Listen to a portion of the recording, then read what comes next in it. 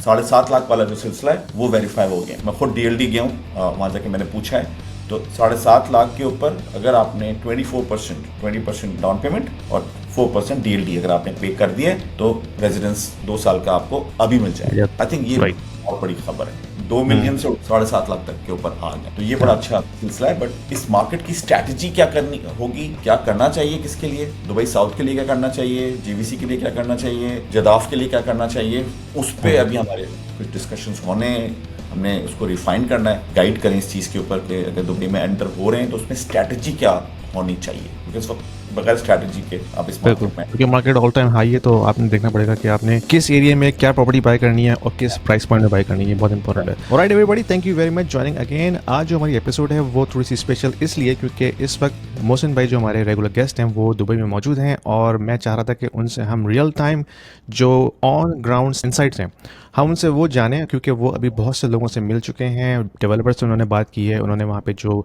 Mortgage brokers हैं उनसे मिले हैं, जो रियल्टर्स हैं उनसे मिले हैं, और फिर उनके साथ एक इन्वेस्टर की टीम भी गई है जो उन्होंने खुद जाके वहाँ पे लोगों को देखा है, वहाँ की डेवलपमेंट को देखा है, और फिर बहुत सारी चीज़ें उन्होंने वहाँ पे जाके सीखी हैं। तो हम चाह रहे हैं कि जो हम लोग रिमोटली बैठे हुए हैं हम उनसे जो रियल टाइम इंसाइट्स हैं वो लें, और फिर जो भी आप अपना फैसला कर सकते हैं वो कीजिए इन इन्फॉर्मेशन की बेस के ऊपर।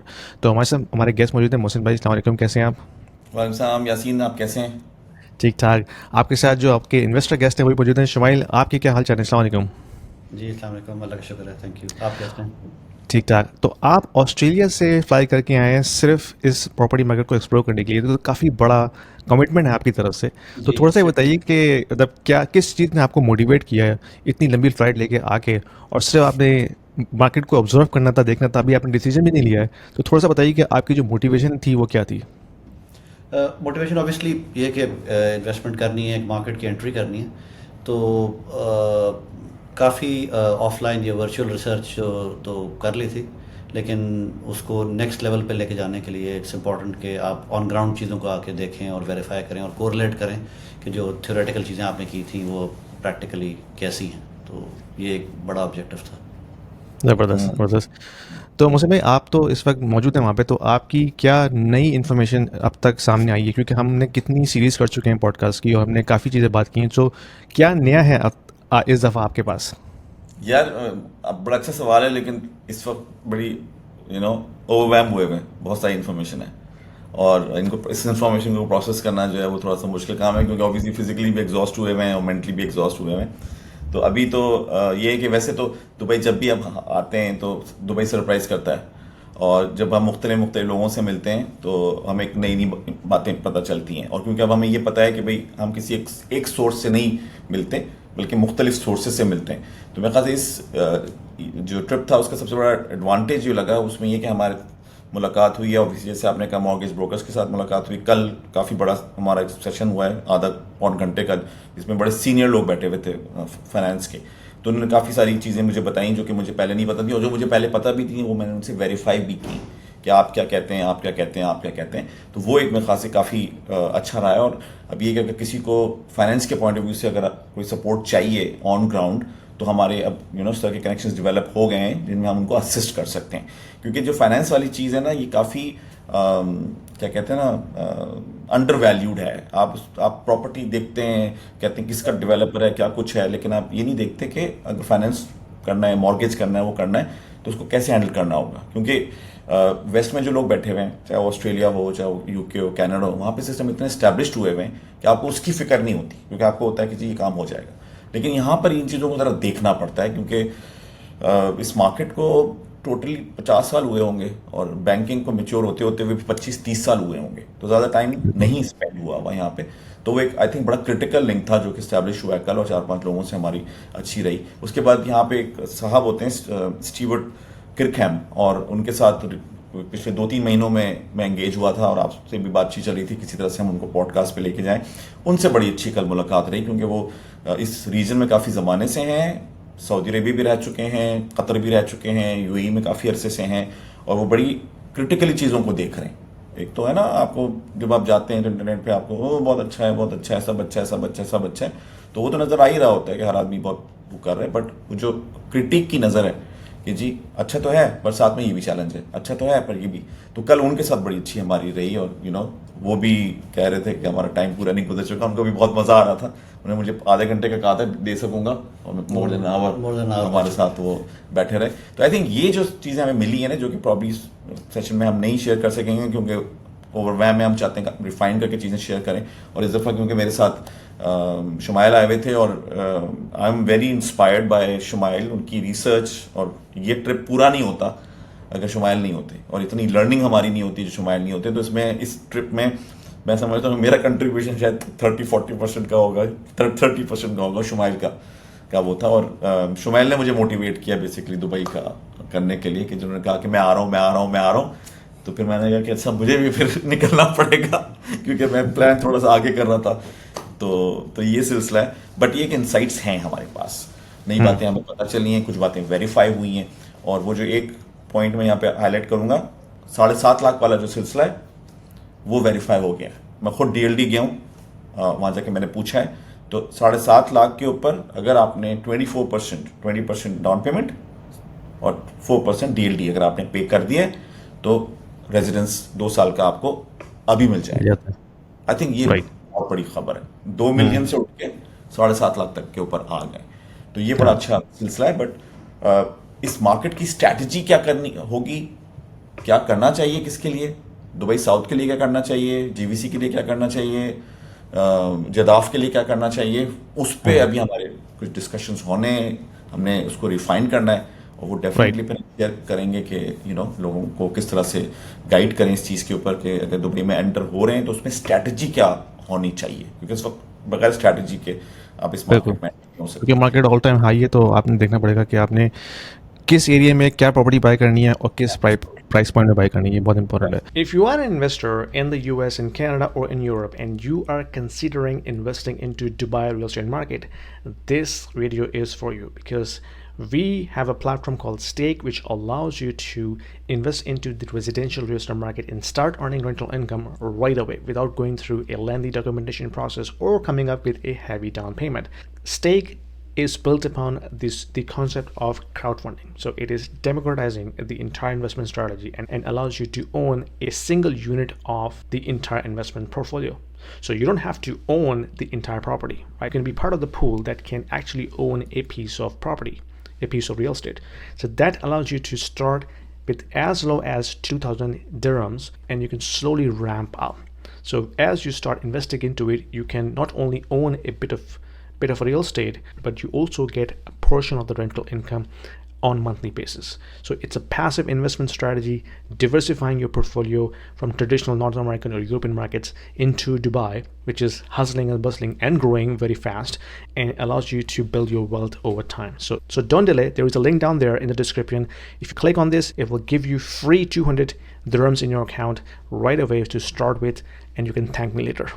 हाँ, तो मैं शुमाइल प्रॉब्लम है ना, वो उस पे हमने काफी काम किया है, वो हम शेयर करेंगे। दूसरा मेरे ख्याल से जो सिलसिला वो हुआ ये कि जो इनका शेड्यूल था उसमें था कि जी अबू धाबी जो है, क्योंकि मैं कल सुबह फ्लाई कर रहा हूँ ओमान के लिए, तो मेरे एजेंडे में अबू धाबी था नहीं।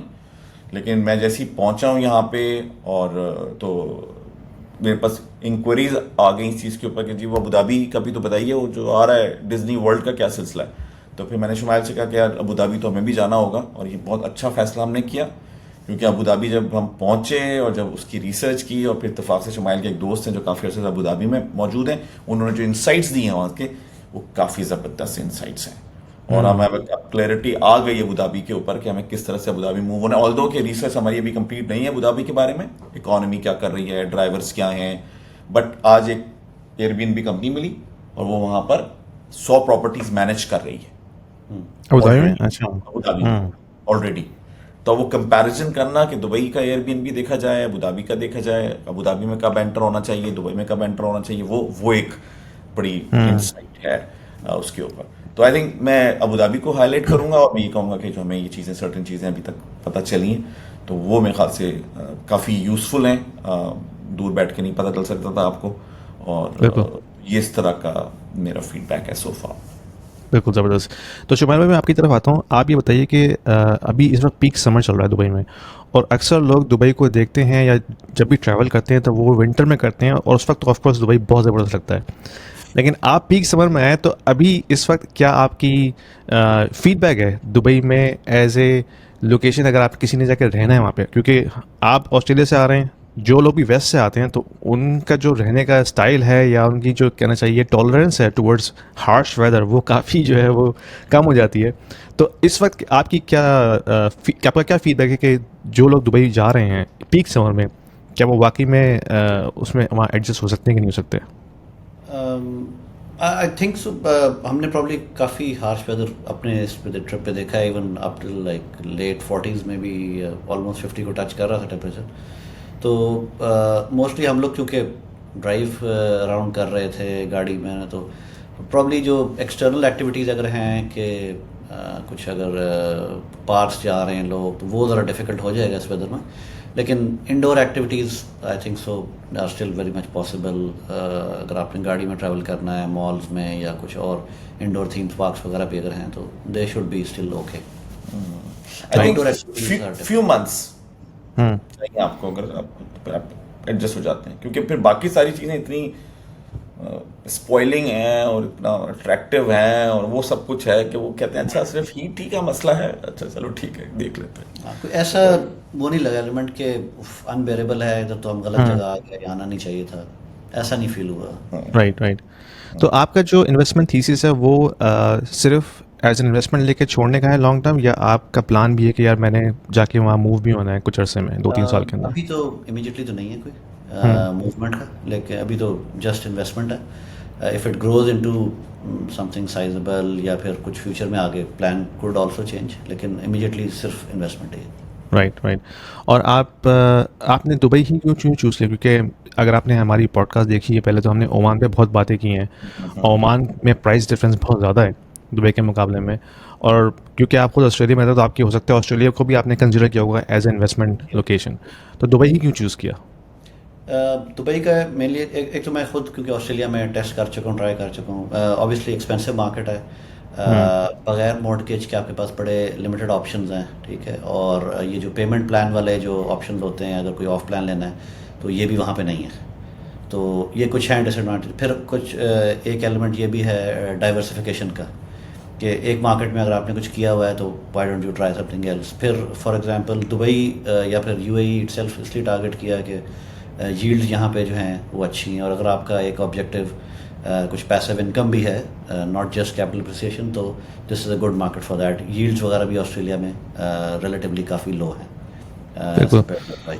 तो ये सारे फैक्टर मैं तो रिलेट कर सकता हूँ उससे, क्योंकि कनाडा ऑस्ट्रेलिया के मार्केट ऑलमोस्ट सिमिलर है, और कनाडा में भी जो लास्ट समझना 20 ईयर्स में जो बूम आया था, अब वो आहिस्ता आहिस्ता वो जो है उस बबल में से हवा निकलती जा रही है। तो यहाँ पे भी यील्ड निकालना बहुत मुश्किल है, क्योंकि एक तो मार्केट इतनी एक्सपेंसिव है, प्लस उसके बाद आपके ऊपर टैक्सेस होते हैं, फिर लैंड टेनेंट के इश्यूज़ होते हैं जो हो सकता है सिमिलर हो ऑस्ट्रेलिया में, क्योंकि यहाँ पे लॉज जो हैं वो बहुत टेनेंट फ्रेंडली हैं, और अगर आप किसी सिचुएशन में फंस जाते हैं तो गवर्नमेंट आपको सपोर्ट नहीं करती एज अ लैंडलॉर्ड, तो फिर आपके पास ऑप्शन बहुत काफ़ी लिमिटेड रह जाते हैं अगर आपने रियल एस्टेट की तरफ जाना ही है। तो मेरा भी thesis Financial education is very important for everybody, especially for the kids who are still at school, because when they grow up and go into the professional lives, if they don't know how to manage their finances, that is going to be a disaster to begin with. I have just published an ebook for the kids aging between 10 and 16 years to understand how they can manage their finances, so when they grow up they know exactly how to manage their personal finances, because I have broken it down at a very, very basic level. What is money? How can we save? How can we invest? What is debt? How can we use debt? What is credit card? And how we can set ourselves for the financial future when we go into our professional life. So if you are a parent looking for a very simple to use ebook for your kids, click the link below to order the copy for your kids and let me know what you think about that. Let's get back to the video. इसी तरह से था कि मैंने शुरू में Canada में investment की थी, लेकिन जब ये चीज़ें सामने आई तो मैंने सोचा कि यार इट्स नॉट वर्थ इट, तो लेट्स ट्राई समथिंग एल्स। तो फिर मैंने जीसीसी की तरफ देखा, ऑफ कोर्स दुबई एक नंबर 1 चॉइस है। ओमान को भी मैंने एक्सप्लोर किया था, लेकिन ओमान में ये है कि अगर आपने वहाँ जाकर रहना नहीं है तो then it's not a obvious choice for you, तो इसलिए मैंने ओमान को फ़िलहाल अभी छोड़ दिया है, लेकिन क्योंकि प्राइस वहाँ पे काफ़ी अट्रैक्टिव है कंपेयर टू दुबई, तो अगर किसी ने एज ए हॉलीडे होम के तौर पे इसको चूज़ करना है तो I think it's a good option. तो मुझे भाई ये बताइए कि आपने जो हॉलीडे होम कंपनीज़ हैं, ये जो एयरबीएनबी रन करती हैं, तो उन्होंने आपको क्या इंसाइट्स दी अबू धाबी के अलावा? यानी कि दुबई में इस वक्त ऑलरेडी इतनी मेच्योर हो चुकी है मार्केट और इतनी एक्सपेंसिव हो चुकी है, तो जो हॉट लोकेशंस हैं तो वहाँ पे आपके पास क्या इंसाइट्स है कि अभी भी वहाँ पे आप पैसा बना सकते हैं अगर आप जाना चाहें तो?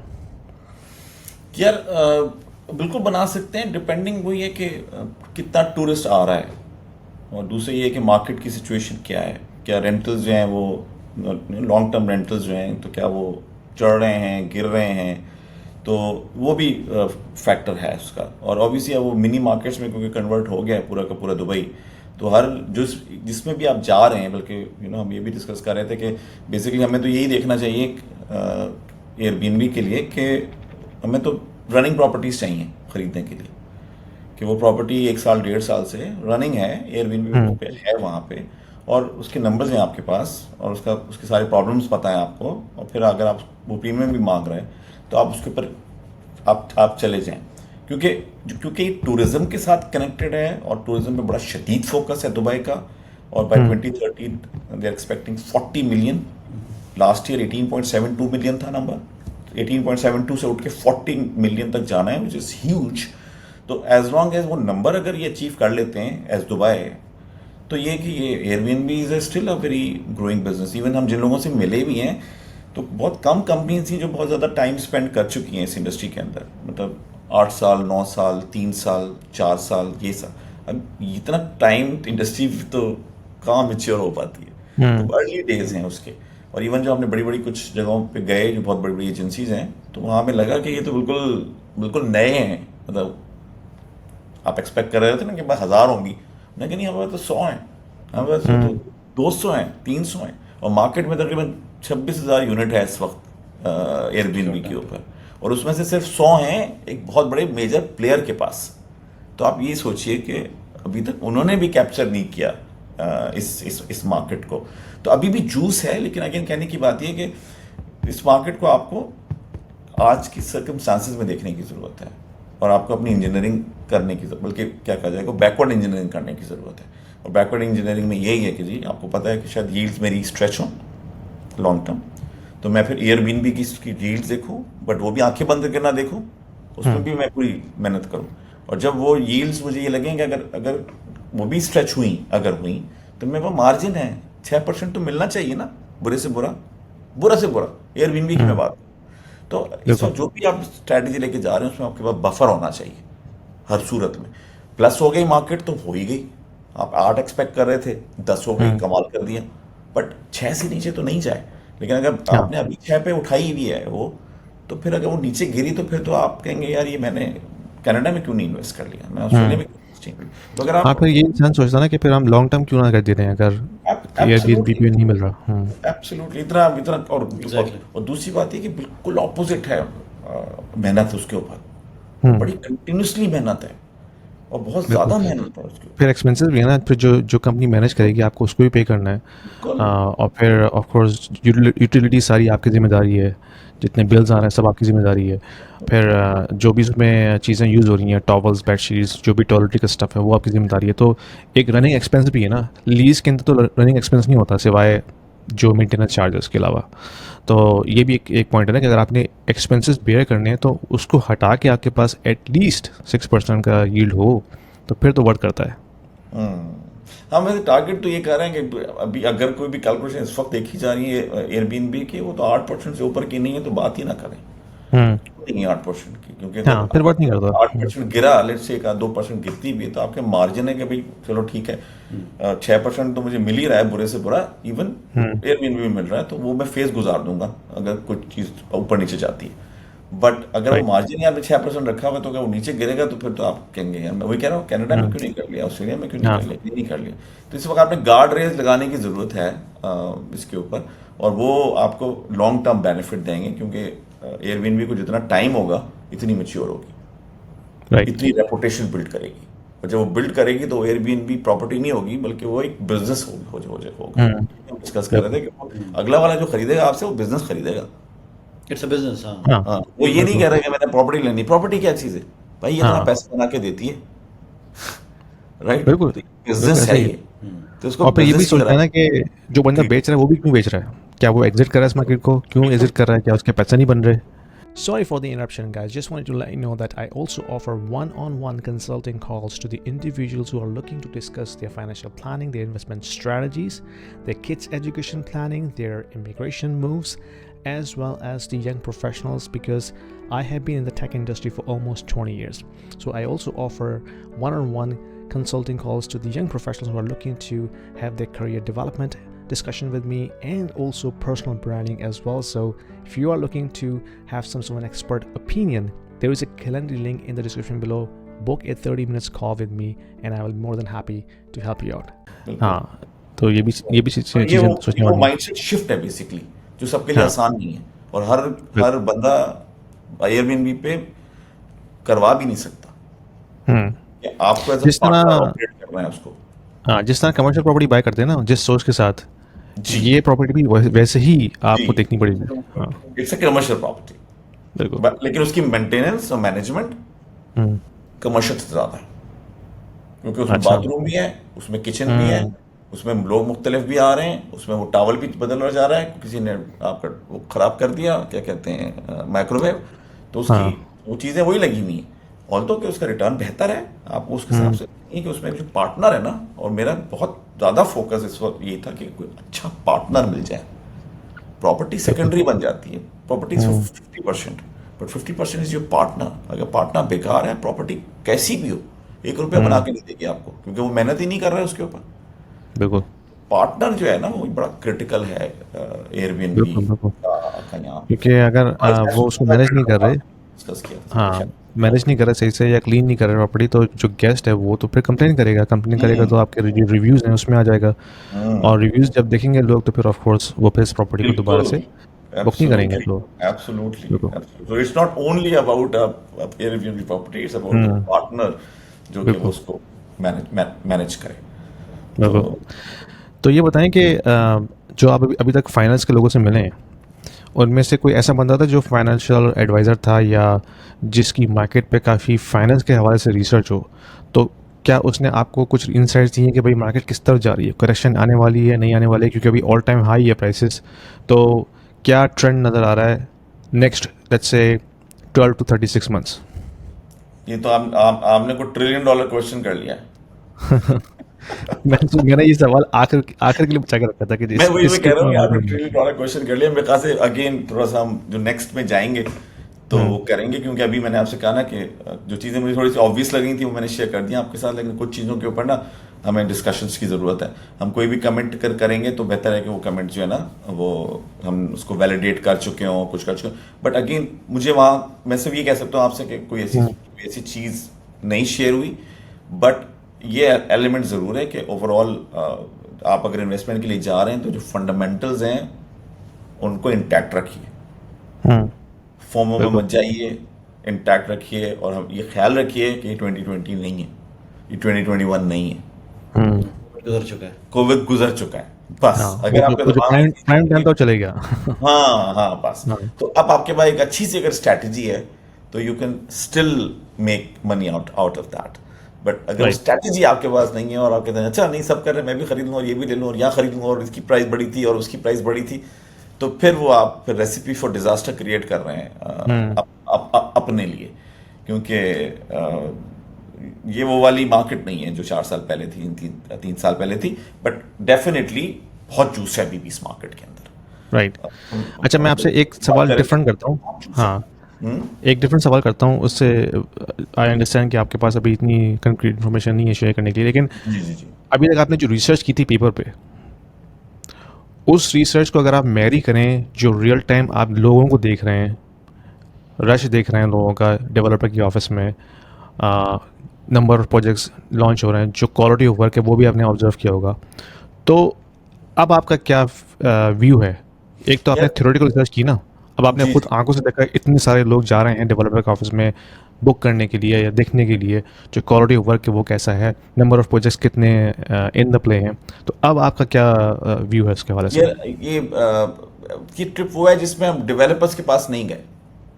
अच्छा, इस ट्रिप लेकिन में आपने नहीं। ओवरऑल सिचुएशन ऑब्जर्व की होगी ना? हाँ हाँ, इसमें हमारा फोकस ये था कि एक तो क्वालिटी जाके देखें जिसकी बात हो रही है, क्वालिटी क्या होती है, क्वालिटी क्या होती है। तो आपके लिए क्वालिटी डिफरेंट है अच्छी, मेरे लिए अच्छी डिफरेंट है। तो हम सब जहाँ जहाँ हमने क्वालिटी का जिक्र सुना हम चेक करने चले गए, क्योंकि वो हमें पता था कि यार ये किस चीज़ पे कंपटीशन हो रहा है और ये ट्रैक कैसे कर रहा है, क्योंकि एंड प्रोडक्ट ही अच्छी नहीं है तो कुछ भी करा लें आप। बातें बड़ी अच्छी हैं लेकिन जब मैं जाकर प्रोडक्ट यूज़ करता हूँ तो वो बेकार है प्रोडक्ट। तो लोग जो हैं वो प्रोडक्ट यूज़ करते हैं, बातें तो यूज़ नहीं करते। तो इसलिए वो इस वक्त हमारा फोकस इस चीज़ के ऊपर था और इस चीज़ के पे भी फोकस था कि ये जो बाहर के सारे सिग्नल्स हैं ना फाइनेंस वालों के, क्रिटिक्स के, वो क्या कह रहे हैं, बिजनेस डेवलपमेंट जो बिजनेस सेटअप की कंपनीज हैं वो क्या क्या कह रही हैं। क्योंकि ये जो दूसरा वाला एलिमेंट है ना, क्योंकि मैं बहुत सारे डेवलपर से कनेक्टेड हूँ तो वो मुझे फीलिंग आ जाती है जब बिहेवियर चेंज होते हैं तो, राइट। यानी जब मैं उनको अप्रोच करता हूँ तो क्या जवाब आता है और जब वो मुझे अप्रोच करते हैं तो क्या जवाब आता है। तो वो उससे आइडिया हो जाता है कि मार्केट किस तरफ जो है ओवरऑल जा रही है। समर सीजन वैसे भी थोड़ा हल्का होता है, तो इसी में उसकी बात नहीं होती, क्योंकि लोग छुट्टियों पे गए हुए होते हैं। ज़्यादातर तो लोग जिन लोगों को हम अप्रोच कर रहे हैं उनके हम क्या कहा जाएगा साइड किक्स से मिले आज कुछ लोगों से, उनके बॉसेस भी गए हुए हैं, इवन जो एजेंसीज के हेड्स वगैरह हैं वो भी गए हुए हैं, सारे यूरोप गए हुए हैं, घूम रहे हैं, फिर रहे हैं। तो दुबई ओवरऑल ज़रा ठंडा होता है। तो अब ये जो आने वाला है ना क्वार्टर, सितंबर अगस्त सितंबर से जब वो क्वार्टर स्टार्ट होगा, जो मौसम सीजन स्टार्ट होगा, उस पर हमें ज़्यादा आइडिया होगा उस वक्त कि वहाँ पे इस वक्त क्या मोमेंटम जनरेट हुआ है। तो समर का एक फैक्टर है जो कि हमेशा अफेक्ट करता है उस चीज़ को। बट अभी कोई ऐसी चीज़ नज़र नहीं आ रही जो मैं कहूँ कि पैटर्न चेंज हो गया है, बदल गया है। ना ना ना ना ना, ऐसा कोई चीज़ नहीं है। बल्कि मुझे शारजा जाना था, मेरे इन लॉज होते हैं, 1 घंटा 25 मिनट लगा है रात को।